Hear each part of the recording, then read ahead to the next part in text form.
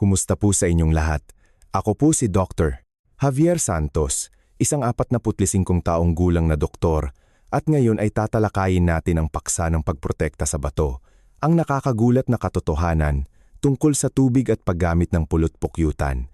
Araw-araw paggising, karamihan sa inyo ay sanay na sa pag-inom ng isang malaking baso ng tubig. Ito ay isang nakagawiang ginagawa ng halos 80% ng mga nakatatanda sa Pilipinas at madalas pa ngang inirerekomenda ng mga doktor. Ngunit, mayroon akong isang malupit na katotohanan na dapat ninyong malaman. Ang kinikilalang healthy habit na ito ay unti-unting kumukuha sa inyong mga bato. Noong nakaraang taon, mahigit 2.6 milyong nakatatanda sa buong mundo ang pumanaw dahil sa kidney failure. Mas nakakabahala pa ang datos ng World Health Organization WHO. Sa bawat 10 matatanda na 16 taong gulang pataas, 7 ang may bumibilis na paghina ng kidney function. Bakit? Dahil ang bato ang pinakatahimik na organ. Hindi ito sumisigaw ng sakit kahit 7% na ng function nito ang sira. Tulad ng isang lumang water filter, patuloy ang pagdaloy ng tubig kahit barado na ang filter, ngunit ang lumalabas ay hindi na malinis na tubig. Kapag nalaman ninyo, huli na ang lahat. Ako po si Dr. Javier Santos at 12 taon na akong nagtatrabaho sa Nephrology Department. 5 taon na ang nakalipas, sa isang internasyonal na kumperensya, narinig ko ang isang groundbreaking research na nagpaliwanag sa akin na ang payo na ibinibigay namin sa loob ng 3 dekada ay mali. May isang bagay sa inyong kusina na tila ordinaryo lang, na sa tingin ng maraming matatanda ay hindi dapat hawakan, ngunit may kakayahan itong buhayin ng isang bato na malapit nang sumailalim sa dialysis. 3 buwan na ang nakakaraan. Isang 65 taong gulang na retiradong guro mula sa Quezon City, si G. De La Cruz, ay may creatinine na 156 at 3+ protein sa ihi. Sinabi ng doktor na sa loob ng 6 na buwan ay kakailanganin niya ng dialysis. Umiyak siya at nagtanong, "Dr. Santos, makakapag-alaga pa ba ako ng aking mga apo?" Ngayon, araw-araw siyang sumasayaw sa parke, ang kanyang creatinine ay bumaba sa 118 at ang kanyang protein sa ihi ay 1 na lang na plus. Ano nga ba ang ginawa niya? Ang sagot ay nasa sumusunod na video. Kung ikaw o ang iyong pamilya ay nahihirapan sa problema sa bato, mangyaring panoorin ito hanggang sa huli. Mangyaring mag-iwan ng numero 1 sa comment section. Ito ang inyong unang pangako sa inyong kalusugan. Ngayon, sigurado akong gusto ninyong malaman kung ano ang bagay na makakapagligtas sa bato. Huwag kayong mag-alala, pakinggan ninyo akong dahan-dahan. Noong taglagas ng 2019, pumunta ako sa isang kumperensya ng Asian Pacific Society of Nephrology sa Bangkok. Ang isang ulat sa hapon ng araw na iyon ay lubos na nagpabago sa aking pangunawa. Sa entablado ay nakatayo si Professor Tan mula sa University of the Philippines, Manila, na nagbahagi ng isang pag-aaral. Sa loob ng 5 taon, sinundan niya ang 32047 na matatanda na 10 taong gulang pataas mula sa 17 bansa. Nang ipahayag niya ang resulta, naging tahimik ang buong bulwagan. Ang sagot ay, pulot-pukyutan. Tama, hindi kayo nagkamali, iyon mismo ang ginintuang matamis na pulot-pukyutan. Alam kong iniisip ninyo ngayon, Dr. Santos, baliw na ba kayo? Ang pulot-pukyutan ay asukal lang, di ba? Mataas ang aming sugar at sinasabi ng doktor na huwag kaming kumain ng matamis. At ito mismo ang sasabihin ko. Dito nakatago ang 3 malalaking pagkakamali na nagpahamak sa hindi mabilang na tao. Unang pagkakamali, ang pag-aakala na ang pulot-pukyutan ay katulad ng regular na asukal. Malaking pagkakamali iyan. Ano ang regular na asukal? Sa pabrika, pinipiga ang tubo, dumadaan sa mahigit 10 chemical processes, pinapaputi, pinapapurify, at ang natitira ay purong sucrose. Ano ang mangyayari kapag pumasok ito sa katawan? Isipin ninyo, parang paghulog ng bomba sa isang tahimik na lawa, boom! Biglang tataas ang sugar at pagkatapos ay mag-iiwan ng maraming labi. Ang mga labi na ito ay kumakapit sa pader ng daluyan ng dugo, dahan-dahang kinakain ng inyong glomeruli ang filter ng bato. Ngunit ang pulot-pukyutan ay ganap na naiiba. Ang pulot-pukyutan ay kinukuha ng mga bubuyog mula sa milyon-milyong bulaklak at inihanda at pinapakapal sa pugad. Sa prosesong ito, binubuo na ng mga bubuyog ang komplikadong asukal sa pinakasimpleng glucose at fructose. Kaya ang pulot-pukyutan ay hindi lamang asukal, Naglalaman din ito ng mahigit 180 uri ng active enzymes, 20 uri ng amino acids, 30 uri ng minerals, at mayaman sa flavonoids at polyphenols. Ang mga sangkap na ito ay tulad ng isang profesional na cleaning crew na espesyal na naglilinis sa filter ng inyong bato. Isipin ninyo, kapag matagal nang ginagamit ang inyong screen sa bintana, barado ito ng alikabok at usok. Ano ang gagawin? Hugasan ng tubig. Kung hindi malinis, gamitin ang steel wool. Ngunit magkakaroon ito ng gasgas. Ang pinakamahusay na paraan ay gumamit ng banayad na panlinis upang dahan-dahang tunawin ang dumi at pagkatapos ay hugasan ng tubig. Ito ang prinsipyo ng pulot-pukyutan.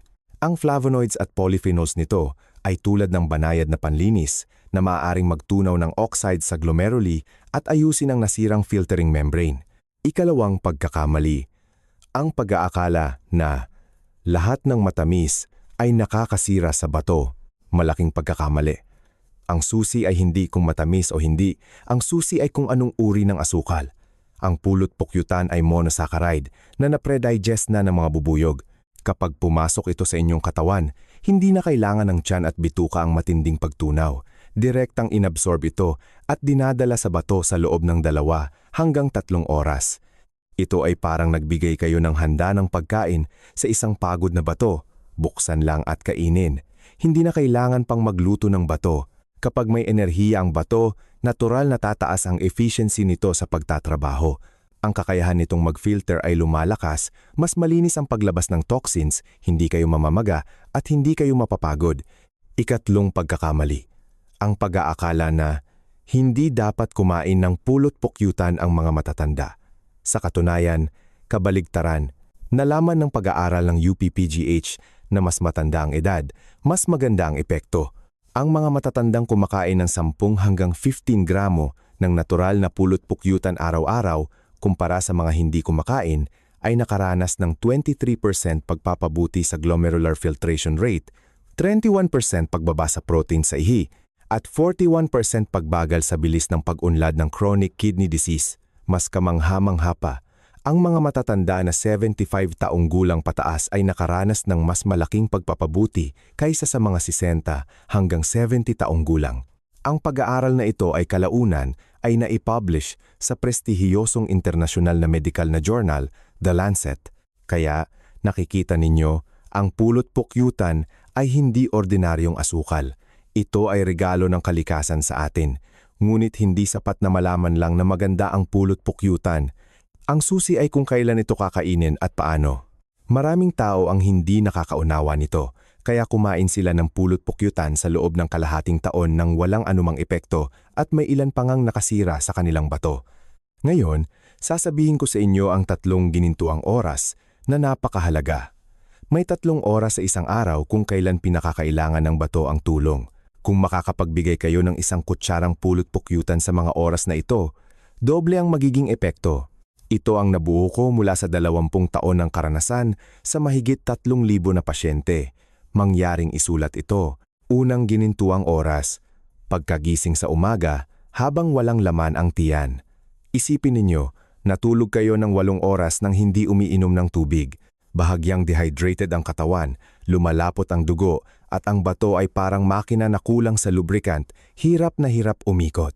Sa oras na ito, ang ginagawa ng maraming tao ay lagukin ng isang malaking baso ng malamig na tubig. Mali, ang malamig na tubig ay isang stimulus sa bato, parang biglang pagbuhos ng malamig na tubig sa isang nag-aapoy na kaldero. Biglang sisikip ang bato, biglang bababa ang daloy ng dugo, at sa halip ay madaragdagan ng pasanin. Ang tamang paraan ay maghanda ng isang baso ng mainit na tubig na humigit kumulang 40 degrees Celsius. Subukan ninyo ng kamay, mainit-init lang, hindi mainit sa bibig, saktong-sakto lang. Magdagdag ng 1 kutsarang pulot-pukyutan, mga 10 gramo, 1 kutsara lang, haluin ng mabuti, pagkatapos ay inumin ng maliliit na sipsip. Huwag magmadali, dahan-dahang lasapin. Sa loob ng 5 hanggang 8 minuto, ang mainit na tubig ay parang susi na magbubukas ng gate ng bato. Ang pulot-pukyutan ay dumadaloy kasama ang tubig at ang mga toxins na naipon magdamag ay dahan-dahang inilalabas. Kung gagawin ninyo ito ng 1 linggo, mapapansin ninyo na ang unang ihi sa umaga ay mula sa kulay kalawang ay magiging malinaw, nabawasan ang bula, hindi na tuyo ang bibig at hindi na mapait ang dila. Noong nakaraang taon, mayroon akong pasyente, si Lolo Pedro, 68 taong gulang, mula sa Batangas. Dati, araw-araw pagising niya, tuyo at mapait ang kanyang bibig. Ang kulay ng kanyang ihi ay parang maitim na tsaa at may kakaibang amoy. Matapos gamitin ang pamamaraang ito, pagkalipas ng isang linggo, namangha siya.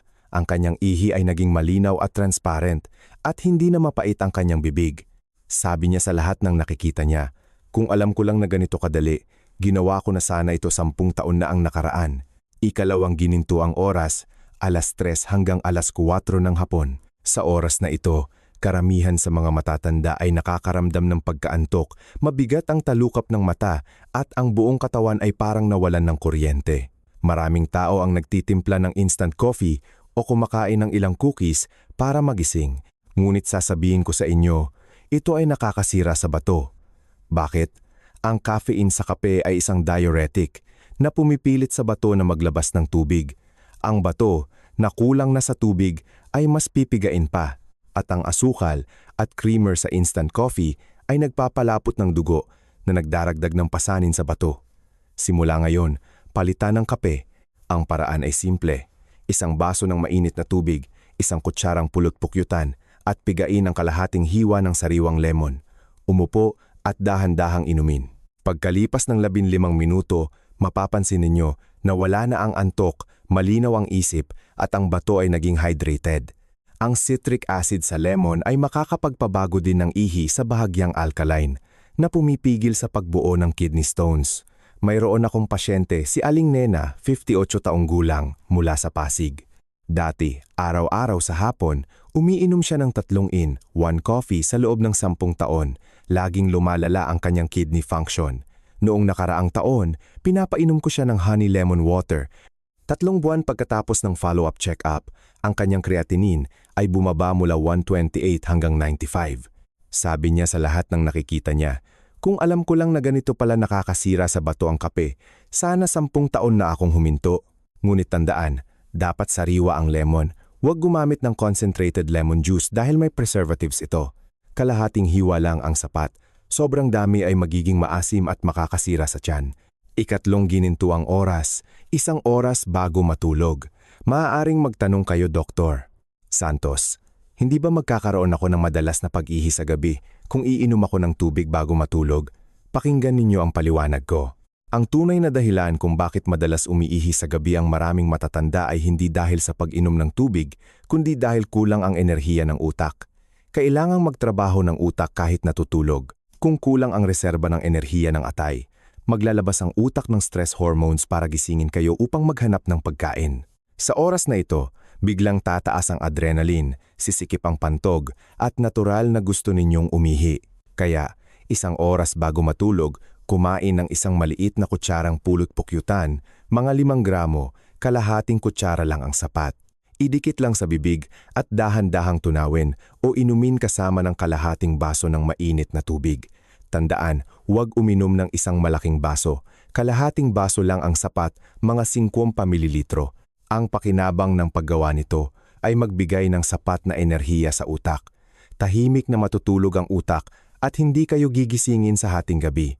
Normal na maglalabas ng anti-diuretic hormone, magre-relax ang pantog at hindi ito madalas sisikip. Si Lolo Jose mula sa Cebu ay isang halimbawa. 52 taong gulang, dati ay 5 beses siyang umiihi sa gabi at napakapangit ng kanyang kalidad ng tulog. Wala siyang gana sa araw. Matapos gamitin ang pamamaraang ito, ngayon ay 1 o 2 beses na lang at tuloy-tuloy na ang kanyang tulog hanggang umaga. Sabi niya sa akin, "Doktor Santos, pakiramdam ko ay bumata ako ng 10 taon. Ngunit may 3 uri ng tao na hindi dapat kumain ng pulot pukyutan bago matulog. Una, ang mga diabetes na hindi maayos ang kontrol sa sugar. Pangalawa, ang mga may gastroesophageal reflux. Pangatlo, ang mga madalas magkaroon ng hypoglycemia sa gabi. Kung mayroon kayong mga kondisyong ito, kumonsulta muna sa doktor." Okay, natatandaan ba ninyo ang 3 ginintuang oras? Sa umaga habang walang laman ang tiyan, 40 degree na mainit na tubig na may 1 kutsarang pulot pukyutan. Alas 3 hanggang alas 4 ng hapon, mainit na tubig na may pulot pukyutan at kalahating hiwa ng lemon. Isang oras bago matulog, kalahating kutsarang pulot pukyutan na idikit sa bibig. Ngunit kahit tama ang oras, kung gagawin ninyo ang 3 pagkakamali na sasabihin ko, hindi lang kayo walang makukuhang epekto, kundi makakasira pa kayo sa bato. 70% ng mga tao ang gumagawa ng 3 pagkakamali na ito. Noong nakaraang taglagas, may isang matanda na halos magkaroon ng kidney failure dahil sa unang pagkakamali. Mangyaring pakinggan itong mabuti. Unang malubhang pagkakamali. Paggamit ng kumukulong tubig sa pulot pukyutan. Maraming matatanda ang sanay na kumukulo ang tubig, tapos agad na inilalagay sa baso at agad na naglalagay ng pulot pukyutan. Iniisip na ang init ay makakapatay ng mikrobyo. Malaking pagkakamali. Ipinakita ng scientific research na sa temperaturang higit sa 60 degrees Celsius, nagsisimulang mamatay ang enzymes sa pulot pukyutan. Sa higit sa 80 degrees Celsius, halos lahat ay nawawala. Sa oras na ito, ang inyong iniinom ay hindi pulot pukyutan, kundi asukal na tubig. Hindi lang ito walang pakinabang sa bato, kundi dahil sa sobrang asukal, nadaragdagan pa ang pasanin sa bato. Ito ay parang bumili kayo ng magandang ginseng, tapos pinakuluan ninyo ng kumukulong tubig hanggang sa masira at nawala ang lahat ng sustansya. Ang tamang paraan, matapos kumulo ang tubig, ibuhos sa baso, maghintay ng 10 hanggang 10 minuto, subukan ng kamay, mainit-init lang, mga 40 degrees Celsius. Saka ninyo ilagay ang pulot pukyutan. O, mas simple, direktang gumamit ng mainit na tubig na humigit kumulang 40 degrees Celsius, hindi kumukulong tubig. Tandaan, 40 degrees Celsius, hindi mainit sa bibig, saktong-sakto lang. Ikalawang malubhang pagkakamali, sobrang dami ng pagkain sa isang beses. Ang ilang matatanda, nang marinig na maganda ang pulot pukyutan, gusto nilang kumain ng 3 kutsara o 5 kutsara sa isang araw o direkta pang ang kinakain gamit ang kutsara. Ang resulta ay biglang tataas ang sugar at ang bato, upang ma-filter ang asukal na ito, ay magtatrabaho ng husto. Ito ay parang pagpapabuhat ng 200 kilo sa isang taong pagod na. Ang sobrang pagod ay magdudulot ng pinsala. Sa medisina, ito ay tinatawag na hyperfiltration.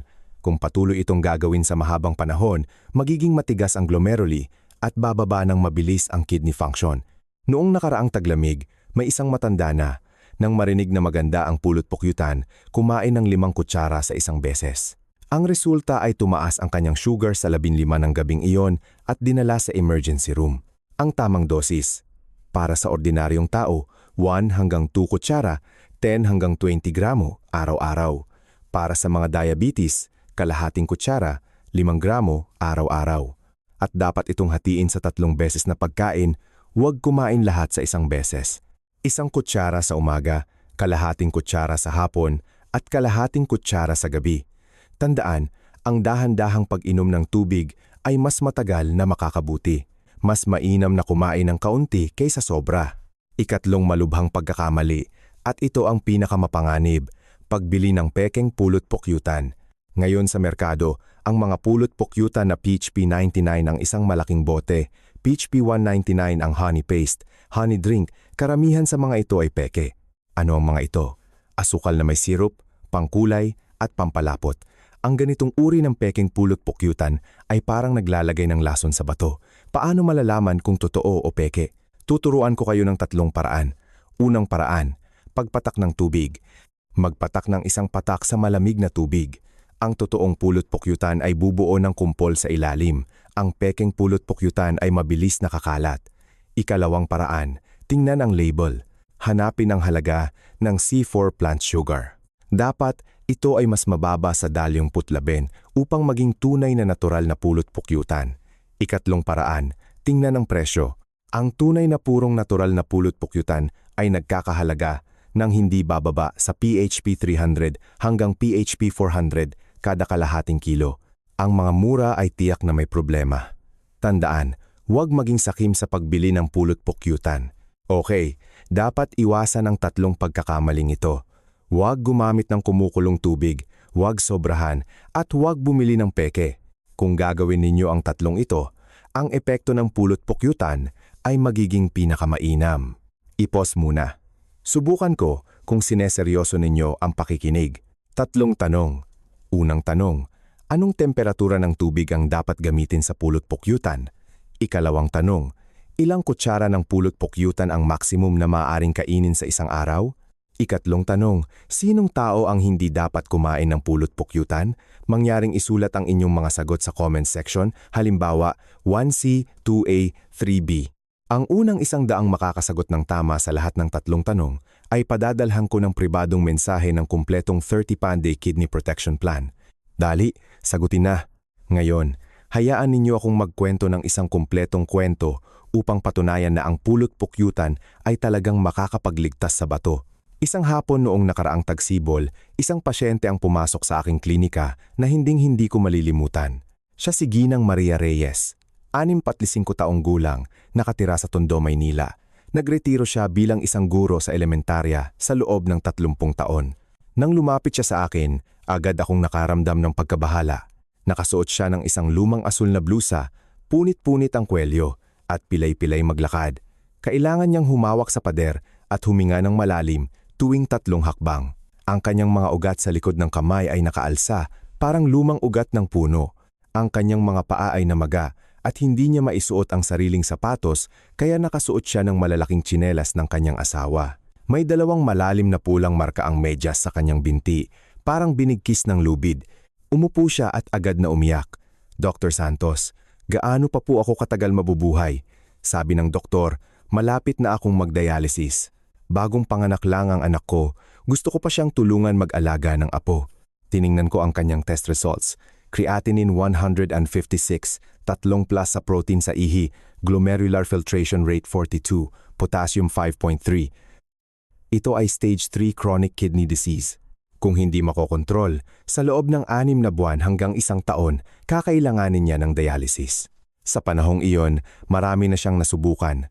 Uminom siya ng traditional herbs sa loob ng 6 na buwan nang walang epekto, gumastos ng libu-libong piso sa health supplements, ngunit namamaga pa rin. Araw-araw siyang umiinom ng maraming gamot at nahihirapan na ang kanyang tiyan. Nakita kong sobrang nahihirapan siya, kaya nagpa siya akong subukan ng honey therapy. Gengi, Reyes, huwag muna kayong mawalan ng pag-asa. Subukan natin ang pinakasimpleng paraan. Binigyan ko siya ng detalyadong plano. Unang linggo, araw-araw sa umaga habang walang laman ang tiyan, 40° na mainit na tubig na may 1 kutsarang pulot-pukyutan. 3:00 ng hapon, honey lemon water. 9:30 ng gabi, kalahating kutsarang pulot-pukyutan na idikit sa bibig. Ikalawang at ikatlong linggo, ipagpatuloy ang pamamaraan ng unang linggo at magdagdag ng honey tea na may kasamang ginger at turmeric, iwanan ng kape at matapang na tsaa. Araw-araw, uminom ng 2,000 ml ng mainit na tubig. Kaunti lang ang asin at mantika sa pagkain. Matulog bago mag-10 ng gabi. Espesyal kung sinabi sa kanya na gumamit ng natural na pulot-pukyutan, huwag magtipid at bumili ng peke. Ang temperatura ng tubig ay hindi dapat lumampas sa 50°C. Huwag sobrahan ang dami bawat oras at sundin ng mahigpit ang dosis. Unang linggo, tumawag sa akin si Gaanging. Reyes, Dr. Santos, nakakamangha. Nabawasan ng kalahati ang bula sa ihi ko sa umaga at naging malinaw din ang kulay nito. Ikalawang linggo, nagpadala siya ng litrato.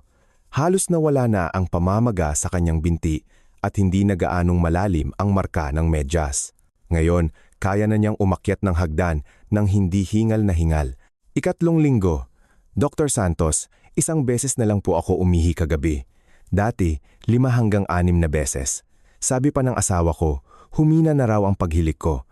Ika-8 linggo, pinabalik ko siya sa ospital para sa check-up. Ang resulta ay ikinagulat ko mismo. Ang creatinine ay bumaba mula 156 hanggang 118. Ang protein sa ihi ay mula 3+ ay naging 1+. Ang glomerular filtration rate ay tumaas mula 42 hanggang 63 at ang potassium ay bumaba mula 5.3 hanggang 4.7. Niyakap ako ni Ganing. Reyes habang umiiyak, Dr. Santos, hindi ko na kailangan ng dialysis. Makakapag-alaga na ako ng apo. Ngayon, 1 taon na ang nakalipas, araw-araw pa rin siyang umiinom ng honey water. Kamakailan, nagpadala siya ng video sa akin. Nakasuot siya ng pulang sportswear at sumasayaw ng Zumba sa parke ng komunidad, masigla at walang bakas ng sakit. Ito ang kapangyarihan ng pulot pukyutan. Hindi ito alamat, hindi ito kwento, kundi isang tunay na nangyari sa akin. Marami na tayong napag-usapan, kaya hayaan ninyo akong tulungan kayong ayusin ang isang kumpletong 30-day action plan. Bago tayo magsimula sa 30 day plan, may dalawang kombinasyon pa akong sasabihin sa inyo na makakapagpaganda ng epekto ng pulot pukyutan. Unang katuwang, lemon o natural na suka. Ang paraan, magdagdag ng isang hiwa ng sariwang lemon o 2 hanggang 3 patak ng apple cider vinegar sa honey water. Bakit ganito? Ang citric acid sa lemon at suka ay makakapagpabago ng ihi sa bahagyang alkaline na pumipigil sa pagbuo ng kidney stones.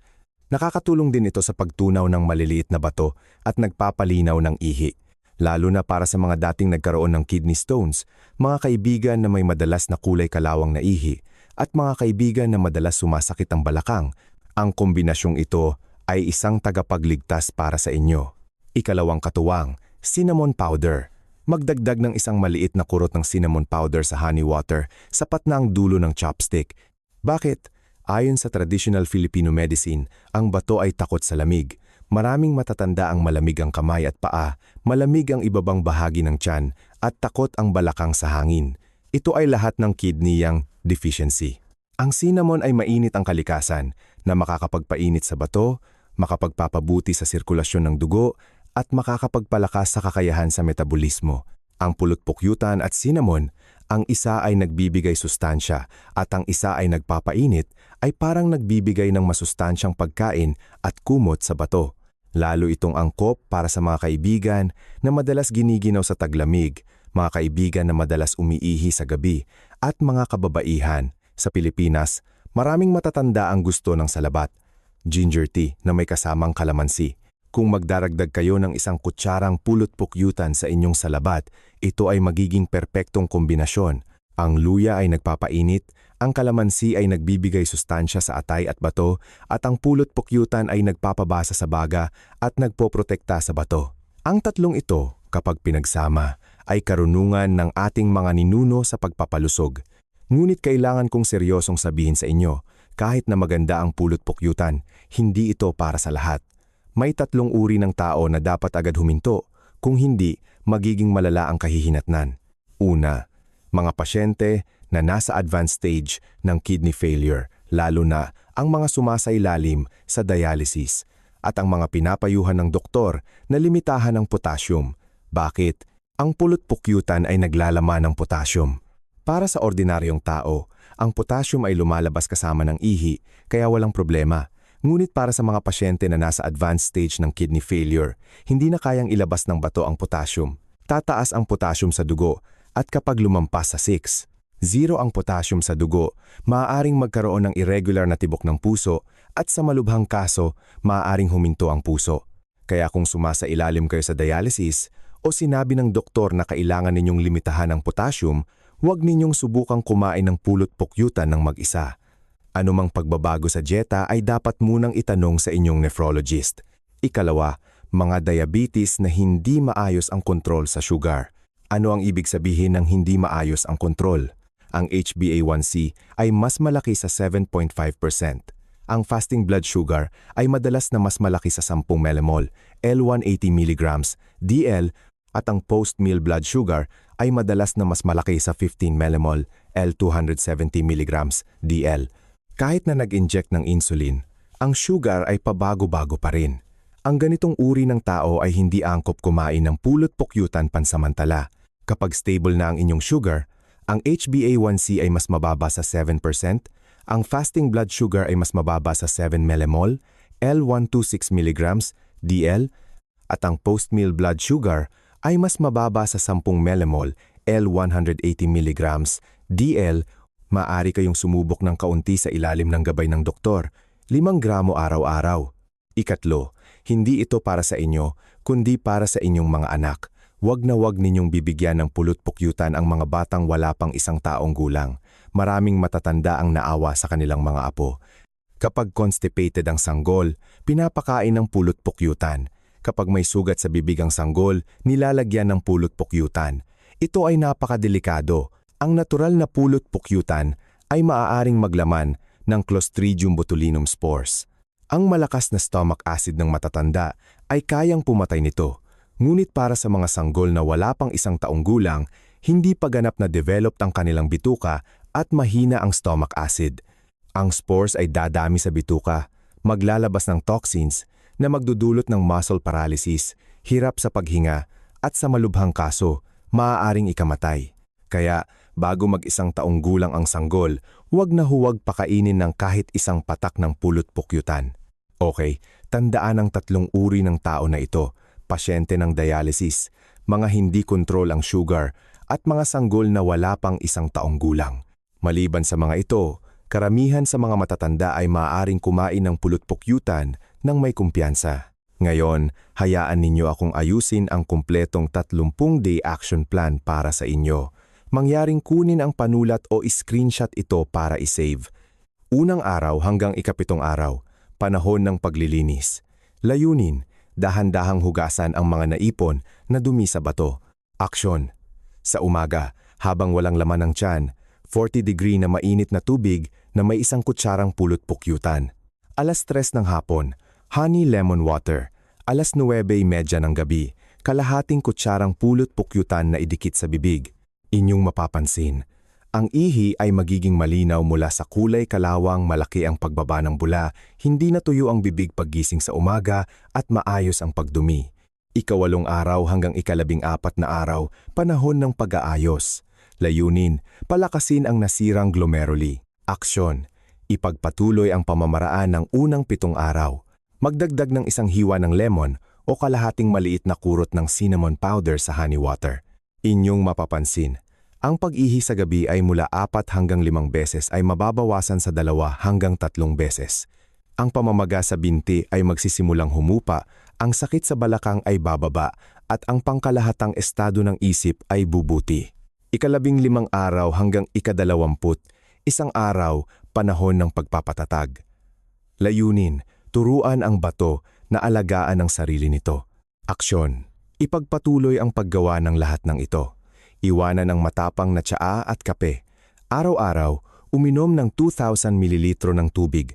Matulog bago mag-alas 10 ng gabi. Maglakad-lakad 3 o 4 na beses sa 1 linggo. Inyong mapapansin, malaki ang pagpapabuti sa kalidad ng tulog, mamumula ang kulay ng balat at magiging masigla ang buong katawan, magiging stable o bahagyang mababawasan ang timbang. Ika-22 araw hanggang ika-30 araw, panahon ng pagpapatunay. Layunin, gawing habit ang mga ito at maghanda para sa follow-up check-up. Aksyon, ipagpatuloy ang lahat ng pamamaraan. Sa ika-30 araw, pumunta sa ospital para sa follow-up check-up ng kidney function at ikumpara ang mga resulta sa 30 araw na nakakaraan. Inyong mapapansin, maraming pasyente sa oras na ito ang mapapansin na ang creatinine ay bumaba ng 10 hanggang 30, ang protein sa ihi ay nabawasan ng 1 hanggang 2 plus, ang glomerular filtration rate ay tumaas ng 10 hanggang 20, at ang pangkalahatang estado ay parang bumata ng 10 taon. I-screenshot ang planong ito at lagyan ng check araw-araw.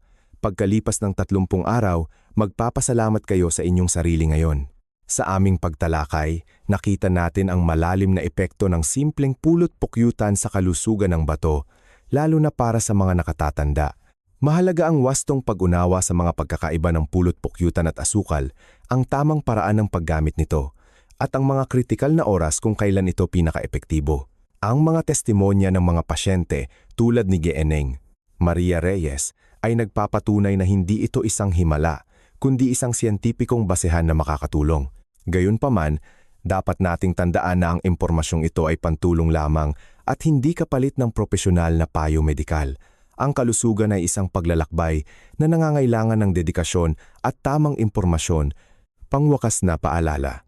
Panghuli, mariin kong ipinapaalala na ang mga pamamaraan na ibinahagi ngayon ay pantulong lamang at hindi kapalit ng paggamot. Kung umiinom kayo ng gamot, may malubhang sakit, o malapit ng sumailalim sa operasyon, o sa anumang hindi tiyak na sitwasyon, mangyaring kumonsulta muna sa inyong attending physician bago subukan. Dahil magkakaiba ang kalagayan ng bawat katawan, kaligtasan ang una, ngunit naniniwala ako na hanggat hindi pa ganap na sira ang bato, Hanggat hindi pa nakarating sa punto ng dialysis, mayroon pa ring pag-asa. Sa loob ng 20 taon kong pagtatrabaho sa nephrology department, nakita ko ang napakaraming trahedya na sana ay naiwasan. Ang mga tingin na iyon, ang salitang kung alam ko lang, hindi ko na mabilang ang dami ng beses na narinig ko, at bawat beses ay parang kutsilyo na humihiwa sa aking puso.